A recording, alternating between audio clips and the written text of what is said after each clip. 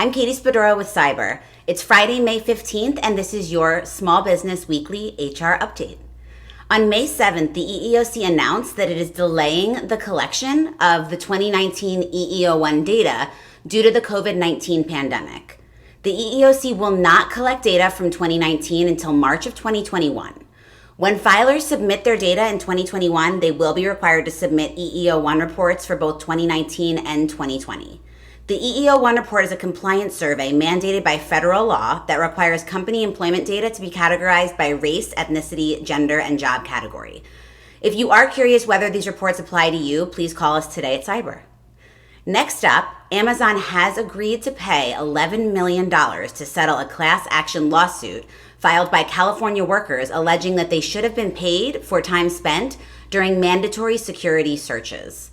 This was a lawsuit filed originally in 2013 that involved over 200,000 non-exempt hourly warehouse workers.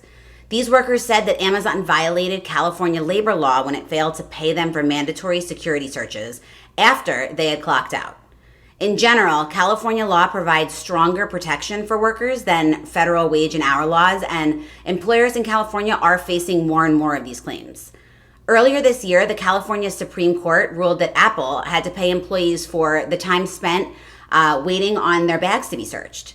Big Lots faced a similar class action lawsuit last year as well. So be sure to check your state's specific wage and hour laws and make sure you're covered rather than only going off of the federal law. Cyber can help you figure this out if you have questions.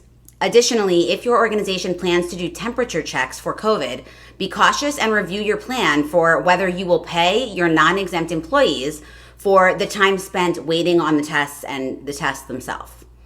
Next up, a former Kroger employee has filed a lawsuit saying that she was illegally fired for self-isolating with a potential COVID-19 infection. She developed various signs of COVID-19 infection and provided Kroger with a doctor's note explaining that while she most likely had an upper respiratory infection, that she should self-isolate for 14 days. Her boyfriend, who also worked for Kroger, provided a doctor's note saying that he should self-isolate as well. She says that when she was fired for missing work, while her boyfriend used vacation time to cover his absence.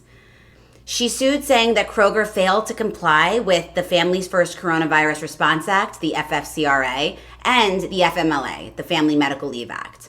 Although the FFCRA supposedly only covers businesses with fewer than 500 employees, the lawsuit alleges that FFCRA applied because Kroger told its employees that they were entitled to the same protections as afforded by the FFCRA. Kroger changed its leave guidelines in March to cover COVID-19 related self-isolation and symptoms. They began to allow employees up to 14 paid days off and amended their attendance policy so absences related to COVID-19 would be excused with a doctor's note. Even if the FFCRA does not apply, the DOL has specifically asked employers to devise flexible leave policies to allow workers to comply with instructions to self-isolate. It will definitely be interesting to see the outcome of this case, and we absolutely predict that there will be more similar cases alleging employers of mishandling COVID-19 situations. In the meantime, make sure you're covering bases and do the best you can. Again, let us know if you have any questions on what your responsibilities are as a business owner. Lastly, we have a helpful tool for you. Returning employees to the workplace during and after the COVID-19 pandemic will not be as simple as announcing a reopening and carrying on business as usual. Not only will many workplaces be altered initially, some changes may be long-term and even beyond the availability of a vaccine or a treatment. The details of each employer's plan to return to work will definitely look different, but there are 9 key issues that you will need to understand and start preparing for now. For our complete checklist of action items for each of these issues, email us at info@cyber.co. Workplace safety. Employers have to ensure that their workplaces are as safe as possible. Both employees and customers may have fears of returning to business as usual. So preparing for and communicating how safety is a top priority will definitely calm fears and increase brand loyalty for your business. Recall procedures. Plan for how and when your employees will return to work to create an organized and controlled approach. Employee benefits. Whether employees remained on the employer's benefit plan or not, certain notices or actions may be required to stay compliant. You should communicate any changes to employees as soon as possible. This includes group health insurance changes, FSA changes, 401k changes, and possibly paid sick leave updates. Compensation adjustments. Many employers have already made comp changes during the crisis, and others may need to make them in order to reopen. You will want to make sure to review your compensation policies when you're going forward and communicate any changes to your staff clearly. Remote work. Telecommuting may have proven to work well during the pandemic for some employers and employees. Using it as a permanent work-life balance and cost-saving measure should absolutely be considered. Communications. Establishing a clear communication plan will allow employees and customers to understand how the organization plans to reopen or to reestablish business processes. New hire paperwork. Employees returning to work who remained on payroll would generally not need to complete new hire paperwork. However, for those separated from employment, such as laid off workers, it may be best to follow normal hiring procedures.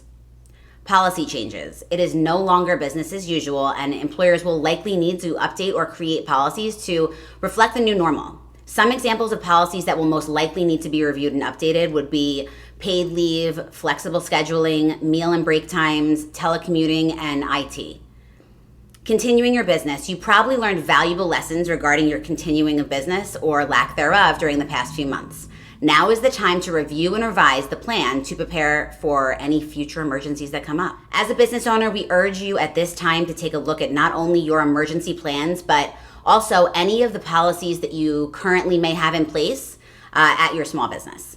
Take the time now to be sure that your employee handbook is up to date. It should be reviewed annually at minimum, and this is a great opportunity. When things return to normal and you head back into the workplace, wouldn't it be nice to have your policies and procedures and processes lined out and ready to go? We think so. Many of our clients had pushed off their initial HR until the last moment, which is very common. However, this awful situation is definitely providing business owners with a unique opportunity to work on their company's infrastructure.